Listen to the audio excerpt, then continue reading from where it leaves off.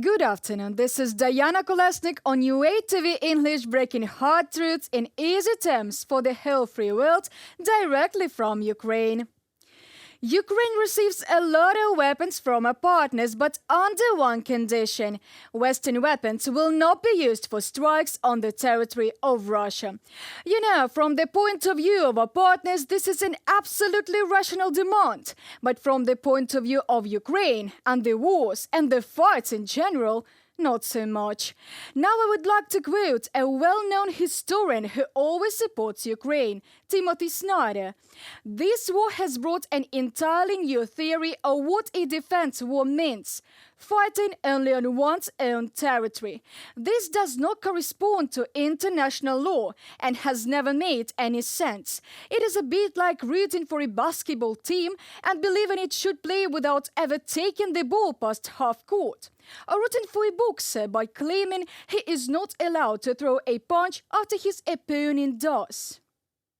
Had such a notion been in place in past wars, none of the Ukraine's partners would ever have won any of the wars they are proud of winning. The worst concern is that Russia could escalate. This argument is a triumph of Russian propaganda. Timothy Snyder, professor of history at Yale University. However, currently, according to the agreements reached, Ukraine uses Western weapons only for the strikes against the occupiers on Ukrainian territory.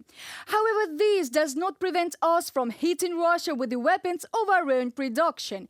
In an interview with The Economist, the head of the Ministry of Internal Affairs and Communications of Ukraine, Kirill Budanov, explained the purpose of drones attacks on Russian territory.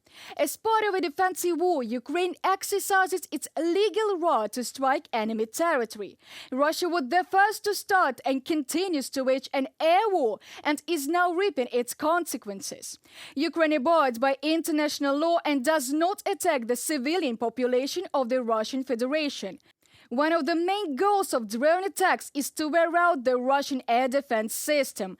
The priority target of Ukrainian drones is Russian military aviation, which takes an active part in aggression against Ukraine. And military plants, the purpose of the attacks is to disable military production facilities of the Russian Federation. Separate reports about Ukrainian drone attacks on the territory of the Russian Federation do not correspond to reality. Some news are made up by Russian propaganda. Some attacks are the work of Russian partisans. And one more question. Do you know of at least one attack on the territory that would lead to the death of civilians in their own homes, in shopping centers, or just on the central street, as was the case in Dnipro, Kremenchuk, Vinnytsia, Uman? No? And you know why? Because Ukraine, unlike the Russians, is at war with military aggressors and not with the civilian population.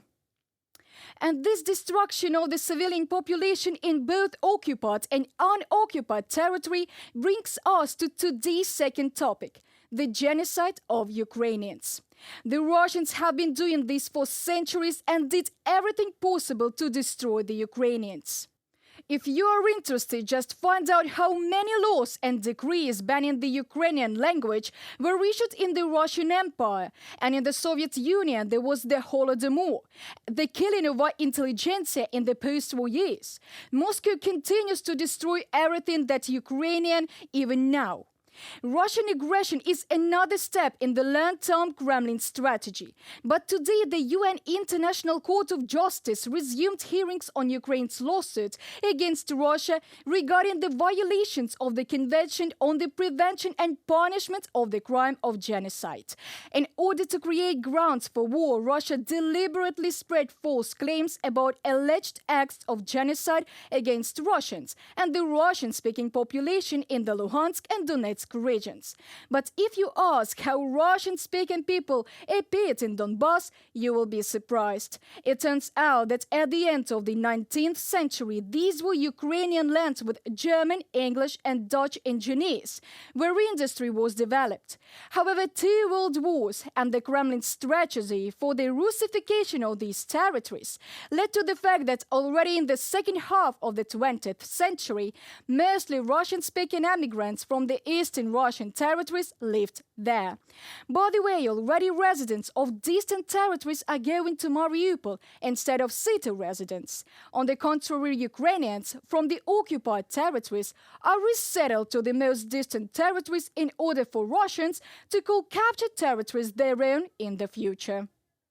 Russia did not collapse as an empire as a result of the First World War. It did not go through repentance for the crimes of the Reds and did not undergo a transformation under the collapse of the USSR. The masks of democrats were put on by yesterday's communists and imperial nationalists. Putin's Russia cannot find its place in the modern world and therefore invests in undermining the world order. Instead of ideas and meanings, it has complexes of its elites. Mikhailo Podolyak, advisor to the head of the Office of the President of Ukraine, on Telegram. They called it like the defending of Russian people, but these arguments for the reasons for aggression are false. Russian aggression is illegal, and it is Russia that is waging a genocidal war on the territory of Ukraine. It engages in deliberate shelling of the civilian population and critical infrastructure, carries out executions, deports Ukrainian children, and implements the policy of de-Ukrainization in the occupied territories. On Saturday, the fifth bulk carrier passed through the new sea corridor from the ports of Ukraine. And for the first time, two vessels used this route in the reverse direction. They arrived at the port of Chornomorsk. The new sea corridor for the grain initiative is working despite all the doubts and fears. And no matter how much Russia would like to continue blackmailing the world in the food market, it cannot do it because there is almost no Russian Black Sea fleet left. The amphibious assault ship Minsk was destroyed in the Bay of Sevastopol, and the submarine Rostov-on-Don were also damaged there.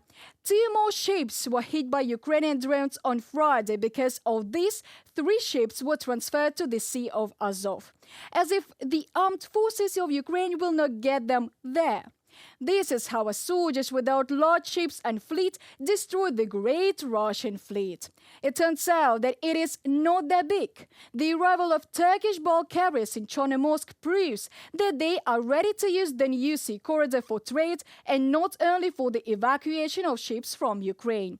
The full functioning of the maritime corridor is in the interest of the EU countries, which seek to protect their internal market.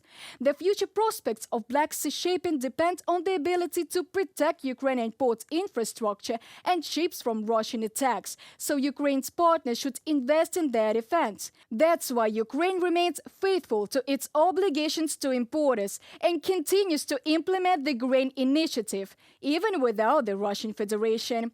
But we need more air defense systems to protect our port infrastructure, because Russians hit it during the last 2 months, and it seems that they will not stop.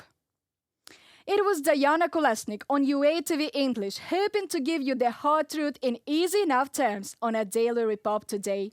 Comment, like and subscribe. Let us know your thoughts in the comments below. Your opinion matters a lot to us. Stay safe and tuned for more tomorrow. See you soon.